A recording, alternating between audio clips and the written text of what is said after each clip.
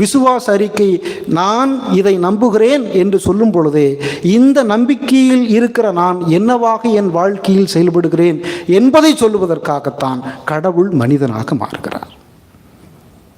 இன்றைக்கு கிறிஸ்துவர்களுக்கு பிடித்திருக்கிற ஒரு புதிய நோய் என்ன என்றால், எங்கு பார்த்தாலும் கிருபை என்கிற வார்த்தை உச்சரிக்கப்படுகிறது. எங்கு பார்த்தாலும் கிருபை. நல்லா இருக்கிறீங்களா? By the grace of God. நல்லா இருக்கிறேன். கிருபை என்பது வழக்கமாக இப்பொழுது சொல்லி சொல்லி இப்பொழுது தேய்ந்து போன ஒரு வார்த்தையாக மாறிவிட்டு, இதை கேட்டாலும் கிருபை கிருபை ஏன்னா பாட்டு எழுதுறாங்க இல்லையா, எல்லாம் கிருபை கிருபைன்னு பாடுறாங்க இல்லையா.